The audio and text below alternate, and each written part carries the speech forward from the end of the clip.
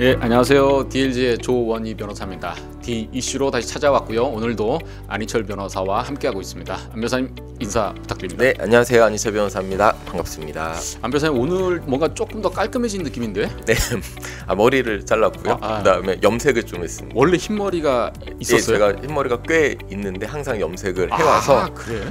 예, 그래서 이제 한동안 안 잘랐더니 흰머리가 너무 많이 나서 염색했어요. 또 일이 너무 많고 스트레스가 많아서 그런가요? 예, 조원희 변호사 하도 일을 시키셔서 네, 사실이 아닙니다. 안 변호사는 자기가 알아서 일을 많이 하는 스타일이기 때문에 저는 이제 안 변호사의 일을 줄여주고 싶습니다만 또 그러면 안 되기 때문에 더 열심히 일하도록 제 옆에서 열심히 돕겠습니다. 자, 오늘은 이 스타트업계를 달구었던 이 신한캐피탈과 어반베이스 소송을 한번 같이 얘기해 보려고 합니다.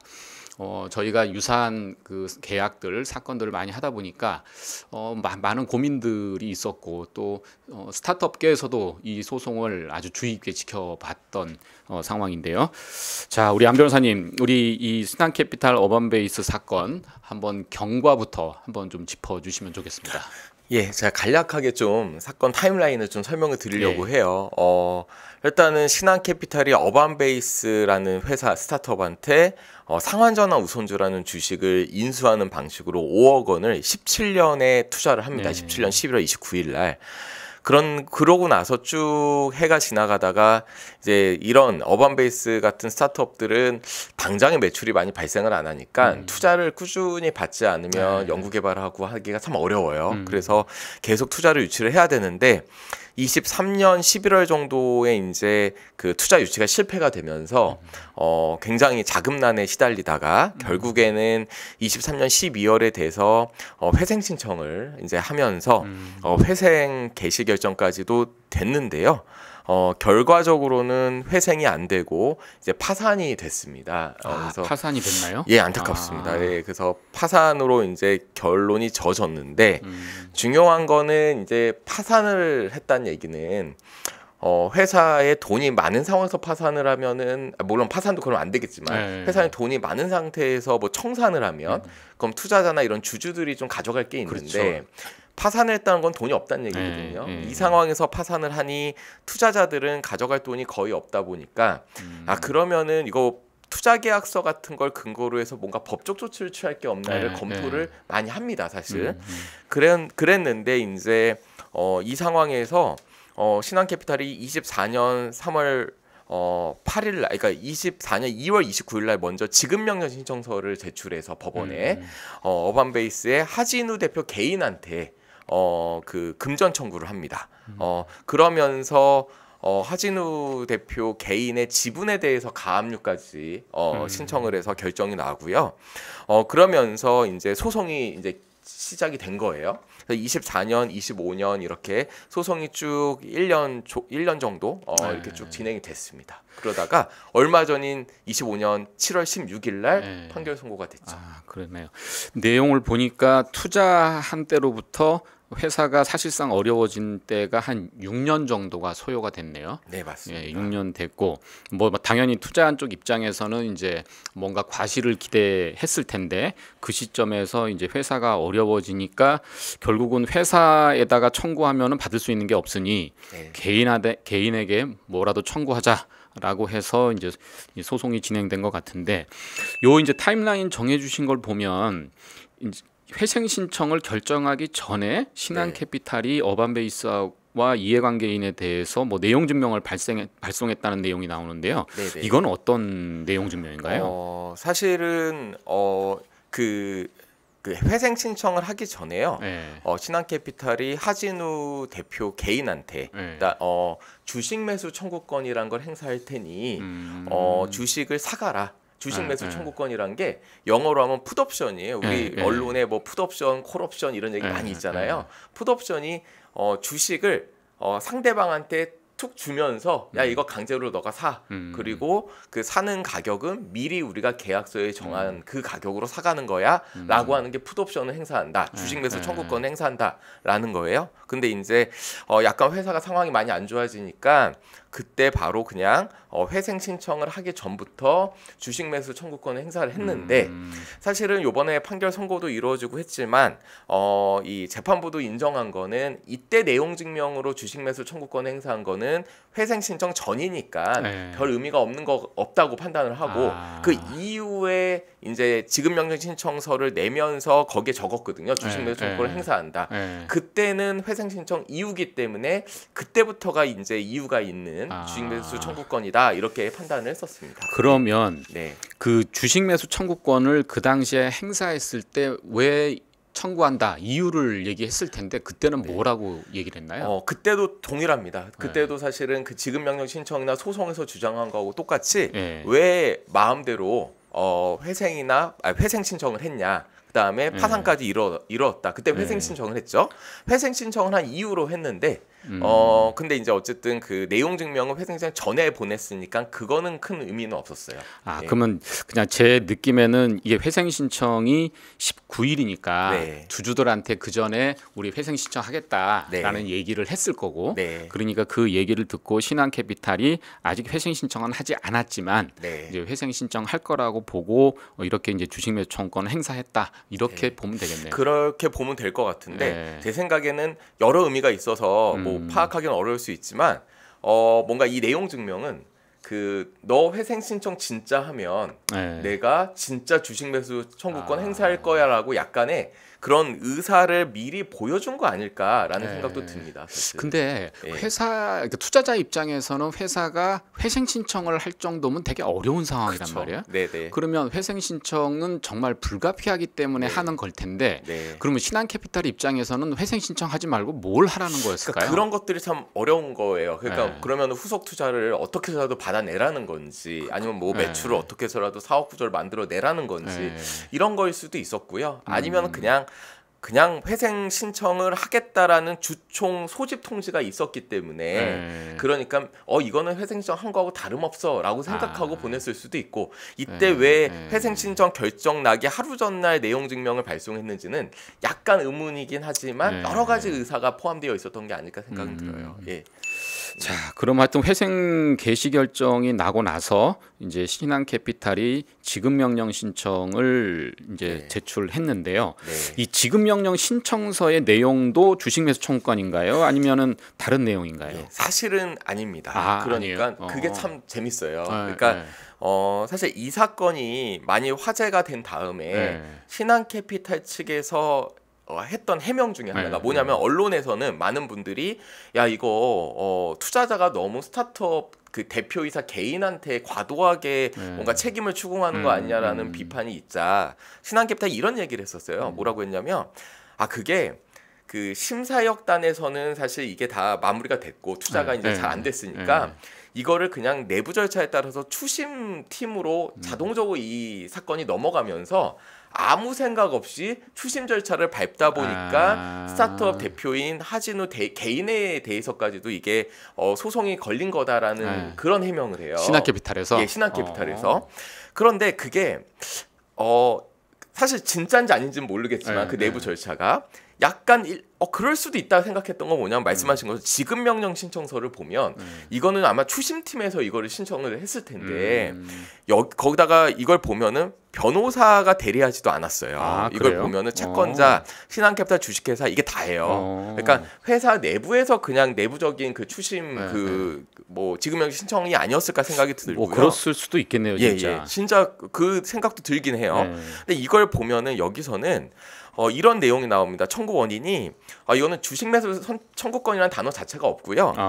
그냥 그 투자 계약서를 보면은 그러면은 기한 전 상황이란 게 있다. 그래서 기한 전 상환이 있어서 이 투자를 통해서 인수한 상환 전환 우선주는 상환권이라는 권리가 있는데 근데 이 상환권이라는 권리는 돈을 투자금을 상환할 수 있는 권리거든요. 근데 이걸 갖다가 이렇게 정상적인 사업 추진이 불가능한 경우에는 기한 전에 먼저 상환을 청구할 수 있도록 계약서에 나와 있는 거예요. 그래서 이제 그거에 따라서 회사한테 기한정 상환 청구를 했는데 근데 회사가 이거를 상환해주지 못하면 돈이 없으니까 못하는 거예요. 그러면은 이거에 대해서는 그 그러니까 대표이사 개인이 이거에 대해서 그 책임을 같이 부담해야 된다라는 식으로 연대 보증을 했습니다. 근데 이게 약간 일반적인 연대 보증하고 또 다른 게 조금 더 설명을 드리면 이런 거예요. 회사가 상환을 못하면, 근데 상환을 못한다는 얘기는 보통 상환을 해야 되면 회사의 배당 가능 이익 또는 이익 잉여금이라고 하는데 이런 돈이 넉넉히 있어야 그 돈으로 상환을 하는데 그게 없는 거예요. 상환을 못하면 하진우 대표가 갚아가 아니라 상환을 못하면 그럼 위약금으로서 그 상환 대금만큼을 회사가 또 갚아야 되는 거예요. 그러니까 좀 복잡한데 상환 못해? 그럼 너 이거 상환 못하니까 회사도 위약했네? 그러니까 위약금으로 그 금액을 위약금으로 내. 위약금이었나요? 혹시 위약벌이었나요? 위약금이었어요. 위약금. 위약금이었는데 그러니까 회사가 위약금도 못하는데 못 주는데라고 하니까 그 밑에 조항에 그럼 하진우 대표 개인이 연대 보증을 해. 위약금에 대한 연대 보증이네요. 상환금에 대한 연대 보증이 아니라 위약금에 대한 연대 보증이에요. 자, 하나 이제 방송 들으시는 분들한테 약간 이제 부가 설명을 좀 드리면요. 이제 상환 전환 우선주기 때문에 상환권이라는 게 이제 투자자한테 있습니다. 그래서 일정한 상환 기간이 되면 이제 뭐 정해진 조건에 따라서 이제 상환을 청구할 수 있는데 기한전 상환이라는 거는 이제 상환 조건이 뭐 완성되기 전에라도 특정한 사유가 있으면 기한 전에 상환을 청구할 수 있는데 하나 여쭤보고 싶은 거는 상환 전환 우선주에서의 상환은 회사가 배당 가능 이익이 있어야 이제 상환을 하게 되는데 이 기한전 상환 같은 경우도 동일하게 배당 가능 이익이 있어야 되는 건가요? 네, 그 기한전 상환에 대해서도 판례가 있습니다. 배당 가능 이익이 있어야 된다는 거예요. 그래서 이 계약서가 기술적으로 작성됐다고 생각드는 건 뭐냐면 기한전 상환에 대해서 연대 보증을 했다면 하진우 대표 개인이 어차피 회사는 기한전 상환에서 배당 가능 이익이 없으면 상환을 못하니까 상법에서 막고 있는 거예요. 그러니까 상환할 이유가 없는 겁니다. 그거를 하진우 대표 개인이 연대 보증을 했다면 개인도 갚을 이유가 없는 거예요. 자, 그러면 그 지점에서 저희가 만약에 소송을 한다면 상법이 배당 가능 이익으로만 상환하도록 하고 있는 거를 위약금이라는 거를 만들어서 사실상 동일한 효과를 얻게 하려고 했잖아요. 그러면 이거는 상법 규정에 정면으로 반하는 거니까 이 위약금 규정이 무효다. 뭐 이런 주장도 해볼 수 있는 거 아닌가요? 충분히 가능할 것 같습니다. 그래서 아까 말씀드린 것처럼 사실은 그런 여러 가지 주장을 여기서도 할 수도 있었는데 사실은 그 지급 명령 신청서에서는 상환권에 대해 기한전 상황에 대한 연대 보증, 뭐 위약금에 대한 연대 보증 이렇게 주장을 했다가 이게 문제가 될 것 같으니까 잘 안 될 수도 있을 것 같으니까 바로 청구 취지를 주식 매수 청구권이란 걸로 바로 변경을 한 겁니다. 명확한 걸로. 그러면 그 주식 매수 청구권은 아마도 그 전에 이제 회생 신청하고 한 그 요건을 가지고 했겠네요. 네, 맞습니다. 그러면 여기서 이제 그 주식 매수 청구권의 상대방은 계약서상 회사하고 그 하진우 대표 개인 둘 다 청구권의 대상으로 기재돼 있군요. 이제 이해가 되네요. 여기 지금 보시면 28조 2개의 계약서상의 그 주식 매수 청구권이에요. 여기 보면 어반베이스에 대한 해산, 청산, 파산, 회생 또는 이에 준하는 절차가 개시되는 경우 이때는 원고는 그러니까 이게 신한캐피탈이죠. 그 선택으로 어반베이스 또는 피고 그 하진우 대표에 대하여 원고 신한캐피탈이 보유한 어반베이스의 주식의 전부 또는 일부를 매수할 것을 청구할 수 있다. 그래서 여기서는 해산 신청을 했네. 아니 해산이 아니라 회생 신청했네. 그게 요건이 정확히 7호에 맞아 떨어진다고 보고 이제 주식 매수 청구권을 하는 게 상환권에 대한 뭐 위약금에 대한 연대 보증 이거보다 훨씬 낫다고 판단을 하고 이렇게 한 겁니다. 사실은 안 변호사님도 그렇고 저도 그렇고 이제 투자계약서 자문을 많이 하는데 특히 저는 이제 여기 나온 회사의 해산, 청산, 파산, 뭐 은행 거래 정지, 뭐 3개월 이상 영업 지속 못하는 경우 이런 경우는 반드시 주식 매수 청구권의 요건에서 뺀다. 왜냐하면 회사가 열심히 했는데 어려워져서 뭐 문을 닫거나 이런 경우에 뭐 주식 매수 청구권을 행사한다는 거는 이게 뭐 스타트업에 투자하는 기본적인 원리가 아니라는 생각이 많이 드는데 그런 마인드가 아니죠. 그러니까 사실 저희가 주식 매수 청구권 조항이 가장 이해관계니까 스타트업의 대표이사나 창업자한테 무서운 조항이잖아요. 이 조항이. 근데 말씀하신 대로 항상 지우려고 노력하는 거는 대표이사, 그러니까 이해관계인이 아주 열심히 노력하고 성실하게 경영을 했음에도 불구하고 발생하는 그런 상황들이 있어요. 열심히 해도 회생할 수 있고요, 열심히 해도 파산할 수 있고, 그다음에 열심히 하다가도 가압류가 걸릴 수 있어요. 근데 꼭 투자자들은 뭐 가압류 걸릴 때도 주식매수 청구권 행사할 수 있다 이런 식으로 되거든요. 그래서 이런 경우는 꼭 검토할 때 아주 뭐 삭제를 하던 뭐 다른 방법을 쓰던 해야 됩니다. 하여튼 그 어반베이스 입장에서는 뭐 저도 뭐 개인적으로 아는 분이긴 합니다만 열심히 하여튼 회사를 하려고 노력했는데 여러 가지 이유 때문에 회사가 어려워졌는데 이 개인한테 이런 주식매수 청구를 한다는 것이 되게 당황스러웠을 것 같은데, 자, 이 소송에서 이 피고는 어떤 주장들을 했나요? 예, 피고는 정말 할 수 있는 주장은 그래도 거의 다 이렇게 최대한 하려고는 노력했던 것 같아요. 워낙 상황이 힘들었기 때문에 먼저 첫 번째로는 피고한 그 신한캐피탈이 원래 회사와 그 다음에 대표이사, 그러니까 하진우 대표 피고, 이게 피고인데 피고 개인한테 책임을 물을 생각이 없었다. 우리 협의하고 합의할 때 이거 특별한 문제 없으니까 걱정하지 마셔라. 그다음에 뭐 불법행위나 뭐 횡령 뭐 이런 게 아니면은 책임을 물을 생각이 없다라는 식으로 이제 항상 얘기를 해왔고, 그걸 신뢰하고 계약을 체결했다. 예전에 그 대표님, 그 하 대표님하고 또 투자사 사이에 오간 그 대화 캡처한 거를 제가 봤던 기억이 있는데. 네, 그게 그 투자사하고가 아니라 어반베이스의 C레벨, 그러니까 임원들끼리 야, 나 투자사하고 얘기했는데 이렇대 저렇대라는 대화가 있어요. 그래서 그거는 이제 그래도 그런 대화를 과거에 했던 거가 있는데 그걸 뭐 조작하지는 않았을 거 아니에요, 보통. 그래서 그 대화가 이제 그 대화를 그 이해관계인 하 대표님께서 올렸었어요, SNS에. 근데 그걸 제가 이제 봤었거든요. 근데 이걸 보니까 그런 내용이 있어요. 그러니까 연대보증 실행은 안 할 거다, 투자사가. 그리고 다음 투자계약서에서는 좀 빼자, 뭐 이런 식으로 이제 이거는 일단은 자기네 그 현재 투자할 때는 어쩔 수 없이 넣을 수밖에 없다, 다음에 빼시고 우리가 어차피 이거 있어도 실행 안 할 거예요 라는 식으로 이제 주장이 아니라 대화를 했다라는 걸 어반베이스 임원들끼리 주고받은 대화가 있었습니다. 그러면 뭐 이게 법원으로 갔으면 법원에서는 이걸 가지고 책임을 면제하기로 했다 하는 그 명확한 의사 표시로 보지 않을 가능성이 높겠네요. 그렇죠. 이런 대화 자체가 어떤 실제로 투자사가 피고한테 책임을 물을 생각이 없었다, 또는 묻지 않기로 한 어떤 명확한 합의가 있었다라고 계약 수준에 이르는 합의가 있었다고 보지는 못한다라는 게 이제 법원의 판단이었습니다. 그랬을 것 같네요. 하여튼 저희도 그 스타트업 분들하고 같이 이제 법률 자문을 하다 보면 아무래도 이제 법적 분쟁에 대한 경험이 많지 않으시다 보니까 이 상대방이 한 구두 약속, 뭐 구두 합의, 이 의미를 너무 중대하게 보시는 경우가 많이 있어요. 근데 이 서면 계약과 이 구두 약정은 물론 법적인 효과가 같을 수도 있지만 지금 우리 안 변호사님 설명해 주신 대로 향후에 법원에 갔을 때 이거 의사가 명확하지 않다, 뭐 이렇게 판단될 수도 있으니까 이런 부분들은 좀 잘 보시면 좋을 것 같고요.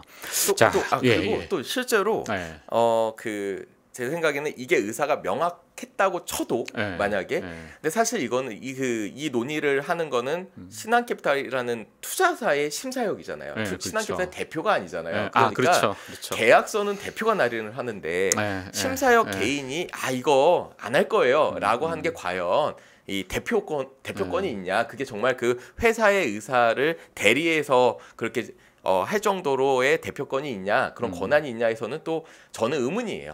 그럴 것 같긴 합니다. 심사역이 뭐 회사를 대표하는 지위에 있다고 보긴 좀 어려우니까.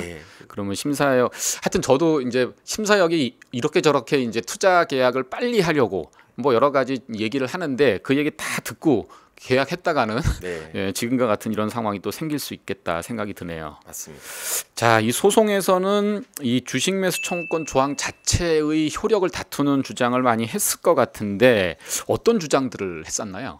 일단은 뭐 여러 주장을 했습니다. 이 조항 자체가 일단 그 고의 또는 과실 또는 고의 또는 중과실이 있을 때만 이해관계인한테 책임을 묻는다라는 내용이 없어요. 그냥 조항만 보면 무과실 책임입니다. 주관적 요건 없이? 없어요. 그냥 회생 신청했어? 그러면은 그 너는 내 주식을 사가야 돼 라는 조항이에요. 그냥 그래서 이거에 대해서 그런 주장도 했습니다. 이런 조항 자체가 기본적으로는 굉장히 과한 조항이기 때문에 고의 또는 과실이 있는 경우에 한해서만 인정이 돼야 되는 조항이다. 네. 그런 문구가 없다 하더라도 네. 일단 이 주장을 했습니다. 고의 또는 과실이 있을 때만 인정돼야 되는 거지 그 문구가 없다고 해서 무조건 무과실 책임으로 볼 건 아니다라고 했는데 그 재판부에서는 이거는 명확하게 그냥 회생을 신청하면 주식 매수 청구권 행사할 수 있다라는 명확한 문구가 있기 때문에 그 문헌적 해석상 고의 또는 과실은 필요 없다라고 그냥 명확하게 판단을 했습니다. 그냥 법원이 기본적으로 이제 계약을 해석할 때 문헌을 원칙으로 하는 게 문헌을 근거로 해석하는 게 원칙인데 그냥 그 원칙대로 판단을 한 거네요. 네, 맞습니다. 그다음에 또 하나 주장은 이 조항 자체가 위약벌로서의 성격을 갖는다. 그러니까 뭔가 위반했을 때 그때 위약벌이라는 게 그런 거죠. 위반했을 때 제재적 성격으로서 어떤 금전을 갖다가 납부하게 하는 건데 위약벌의 경우에는 사실은 과도한 위약벌을 청구하는 경우에는 전부 또는 일부가 공소양속에 반해서 무효가 될 수 있잖아요. 예. 그래서 아예 이 조항 자체, 주식 매수 청구권 이 조항 자체가 위약벌의 성격이 있기 때문에 무효로 판단되어야 된다는 주장을 했는데 이에 대해서 재판부가 위약벌은 뭔가가 위반되면 그거에 대해서 위약벌이라는 어떤 금전을 지급하게 하는 거고 성격은 제재적 성격이 있어서 위반을 못하게끔 막는 그런 성격이 있잖아요. 근데 이 주식 매수 청구권 조항을 보면 그냥 회생 신청했어? 그럼 주식 사가 하기 때문에 위반을 하는 게 아니라 어떤 특정 행위를 했을 때 그걸로 인해서 청구권이 발생하는 거니까 위약벌 성격이 있다고 보기 어렵다라고 해서 그냥 이 무효 주장도 일단은 그냥 받아들이지 않았습니다. 뭐 위약벌하고 성격이 좀 다르다. 뭐 사실 좀 다르긴 하죠. 네.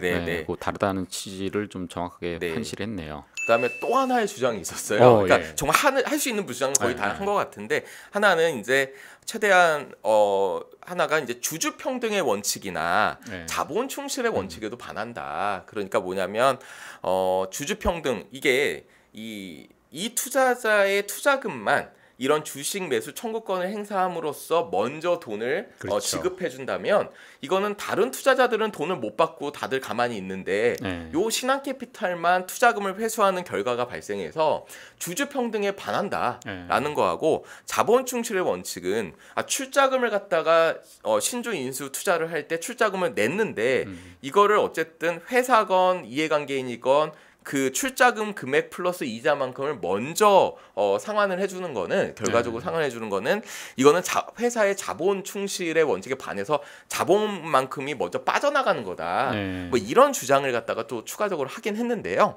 근데 사실 이거는 사실 받아들이기가 정말 어려운 주장입니다. 그러니까 정말 왜냐하면 주주 평등의 원칙이라는 거는 이 재판부도 이렇게 어떻게 판단했냐면 주주 평등은 주주와 회사와의 관계에서 회사가 그 주주들의 그 어떤 형평성을 고려해서 뭔가 행위를 해야 된다라는 거지 어떤 특정 주주와 그 회사의 대표이사 개인과의 사적 계약을 체결한 다음에 주식을 강제로 사가에 대해서 그럼 내가 돈 줄게 이런 사적 계약까지도 주주 평등의 원칙을 그런 잣대를 들이댈 건 전혀 아니다라고 일단 판단을 했고요. 이게 개인에 대한 주식 매수 청구권이다 보니까 더 그런 판단을 하게 되겠네요. 회사와 주주 관계도 아니고 그냥 특정 주주와 특정 개인과의 관계에 불과하잖아요. 그래서 그렇고 자본 충실의 원칙도 결과적으로는 이 주식 매수 청구권을 행사해서 돈을 지급받으면 어쨌든 그 투자금을 환수받는 그런 결과를 초래하는 건 맞다. 근데 이것 자체로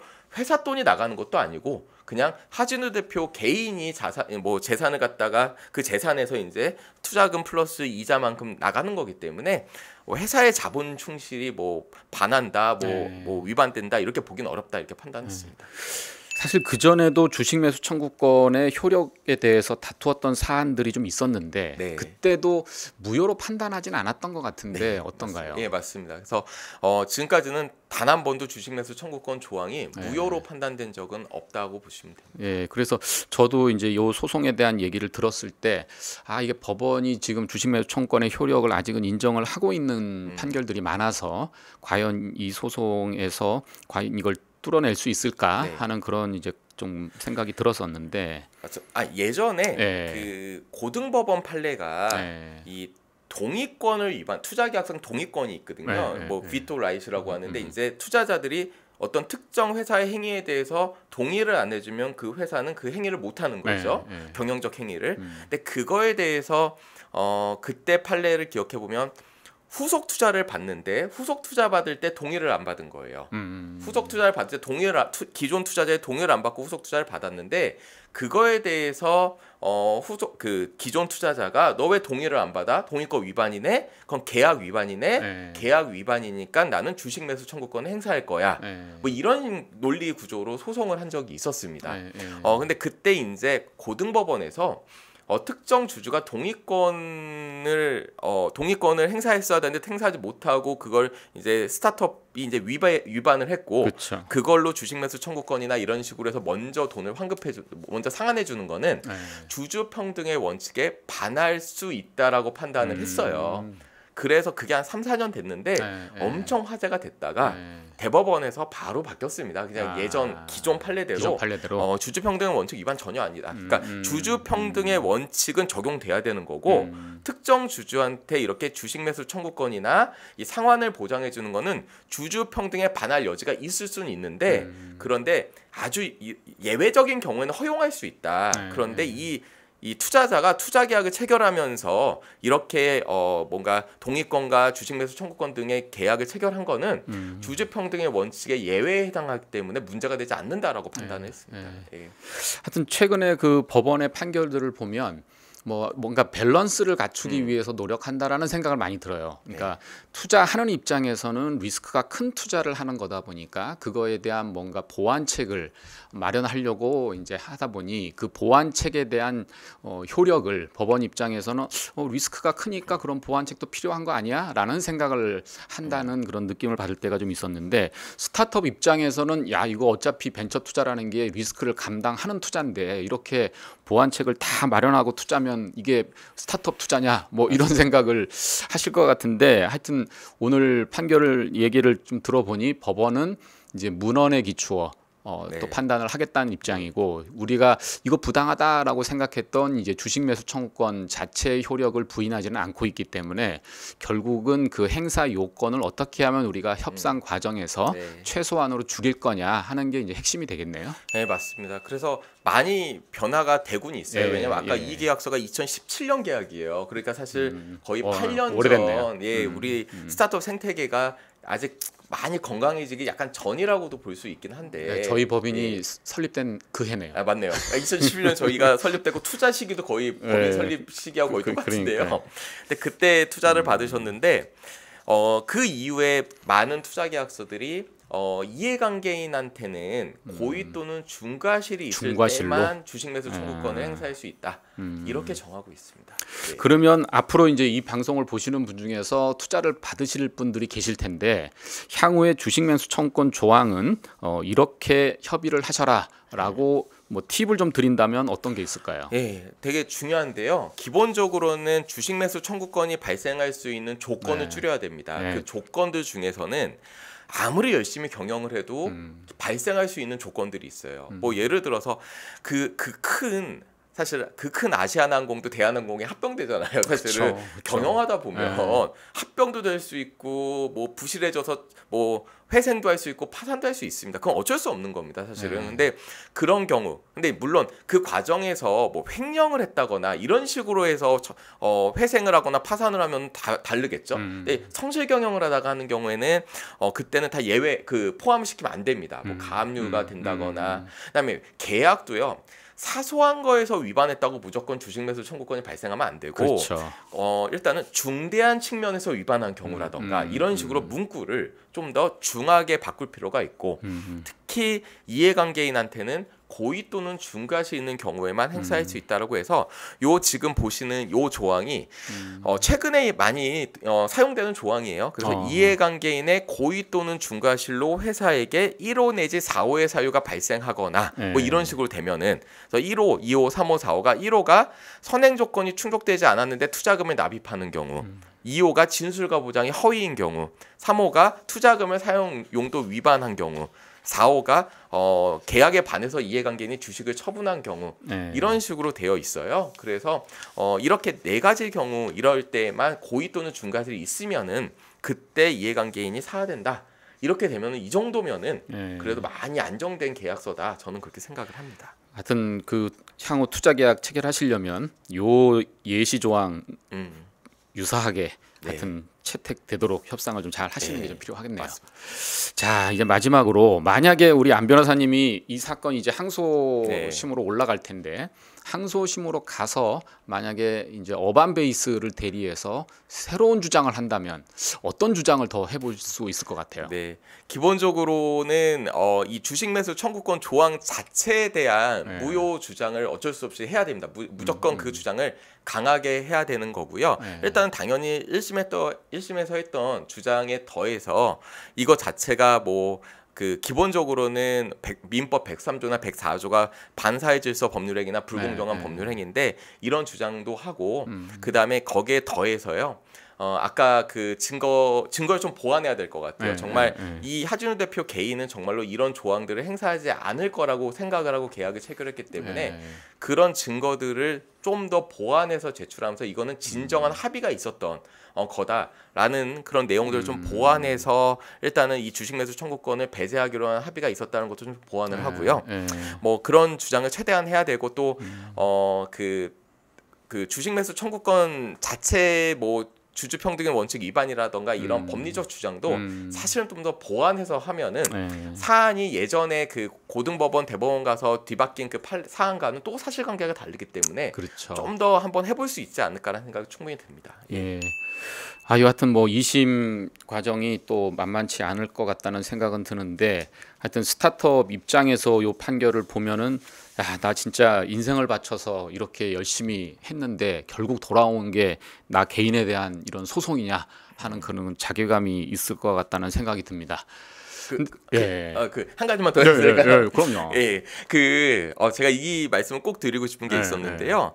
그 지금 이렇게 이해관계인한테 그 과도한 책임이 있는 경우가 종종 발생을 하다 보니까, 그러니까 저는 이 신한캐피탈 사건의 핵심은 이 연대보증이어서 이게 뭐 무효다, 뭐 또는 연대보증을 해서 과도한 연대보증 때문에 지금 하준우 대표가 책임을 과도하게 뭐 부담하고 있다 이것보다는 사실 이건 정확히 말하면 연대보증보다는 주식 매수 청구권의 문제고 그 다음에 이 계약을 체결했기 때문에 그 계약 내용대로 해석이 돼서 이 결과가 나온 거지 계약 내용을 뭐 과도하게 왜곡했다거나 그런 식으로 해서 지금 하진우 대표 개인한테 책임이 이렇게 이 결과가 나온 건 아니에요. 그래서 사실 계약 내용대로 해석한 거는 맞습니다. 1심 판결이. 그래서 그런 이 교훈은 어떻게 보면은 계약을 잘 체결하는 게 중요하다라는 게 첫 번째 교훈인데 이런 계약이 많다 보니까 사실 정부에서요 법안이 그러니까 입법부에서 이제 개정이 된 게 있어요. 그래서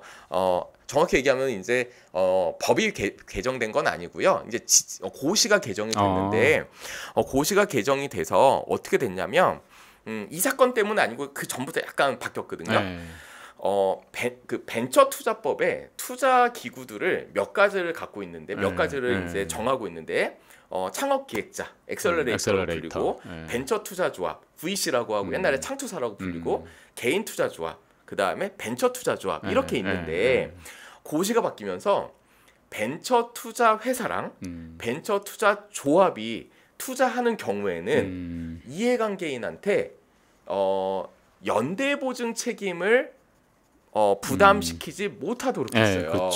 그렇게 아예 바꿨습니다. 근데 네 가지의 경우에만 연대 보증을 할 수 있게끔 해놨어요. 그래서 고의 또는 중과실로 선행 조건이 충족되지 않았는데도 투자금을 받은 경우, 진술과 보장이 허위인 경우, 이때도 고의 또는 중과실, 또는 고의 또는 중과실로 투자금을 다르게 사용한 경우, 또는 고의 또는 중과실로 자기 주식, 이해관계인 주식을 마음껏 처분한 마음대로 처분한 경우 이 네 가지에는 이해관계인이 연대보증 책임을 고의 또는 중과에서 있으면 부담해야 된다라는 거고 다만 이건 이제 명확해요. 근데 이게 저는 나중에 주식 매수 청구권까지 하는 그 조항 있잖아요. 지금 이슈가 된 거 여기까지도 이 지침, 이 고시가 영향을 과연 줄 것이냐. 뭐냐면은 이 이해관계인한테 개별적으로 주식 매수 청구권을 행사할 수 있어라는 그 조항이 과연 결과적으로는 연대보증과 유사하기 때문에 이런 내용까지도 적용할 수 있을 것이냐는 조금 아직은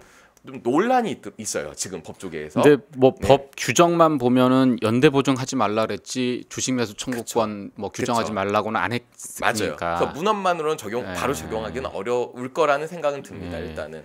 하여튼 저는 뭐 얘기를 들어보니까 저희가 항소심에서 주장을 한다면 이게 사실 고의 중과실 없이 어떤 상황만 발생하면 책임을 지도록 했으니까 사실상 연대 보증하고 비슷한 성격이 있는데 결국은 법에서도 이런 경우에만 허용하고 있는 걸 보면 나머지까지 다 주장하도록 하는 거는 조금 이게 뭐 무효다라는 주장도 해볼 수 있겠다라는 생각이 들긴 하네요.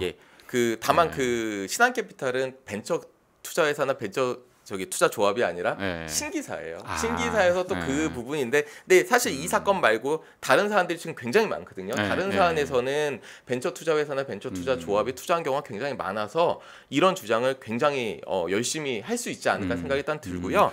그리고 실제로 이번 국회에서 왜 그러면 창업기획자하고 개인 투자 조합은 고시가 안 바뀌어가고 이런 게 없냐라는 얘기가 많이 올라와서 그래서 지금 법 개정안이 김종민 의원실에서 요걸 대표 발의를 한 게 있습니다. 그래서 다 포함시켜서 하는 걸로. 창업기획자랑 그 개인 투자 조합. 근데 사실 제가 김종민 의원실하고 이 스타트업 정책 관련해서 논의를 많이 하거든요. 그래서 사실 그거 만들 때 저한테 자문이 왔어요. 저보고 좀 법안을 어떻게 만들어야지 두텁게 보호할 수 있냐. 그래서 제가 그거를 좀 의견을 드렸고 그게 결국에는 대표 발의로 올라오긴 했습니다. 근데 아직 통과가 안 됐는데 이제 그 법안은 어쨌든 언제든 이번 국회에서는 무조건 통과가 될 가능성이 크거든요. 그럼 좀 더 두텁게 이해관계인들이 보호받지 않을까라는 생각이 들어요. 혹시 이제 하실 수 있다면 연대보증 말고 주식 매수 청구권 부분도 같이 좀 넣어서 이게 규율이 될 수 있으면 좋겠다라는 생각이 드네요.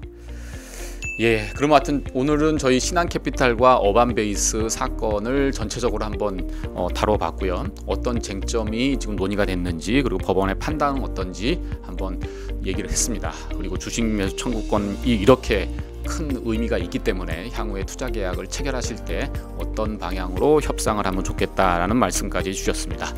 자, 그럼 오늘 여기까지 하고요. 하여튼 우리 하진우 대표님 항소심에서 또 좋은 결과 있기를 바라고, 뭐 저희야 뭐 이 또 스타트업도 뭐 대변하고 또 벤처 캐피탈도 대변하고 이렇게 하기 때문에 어느 일방의 입장을 또 도전한다기보다는 이 생태계가 건강하게 발전할 수 있는 그런 내용으로 잘 조율되면 좋겠다는 생각이 듭니다. 자, 오늘도 많이 준비해 오신 안 변호사님 감사합니다. 네, 감사합니다. 오늘 DC는 여기서 마치겠습니다. 감사합니다. 감사합니다.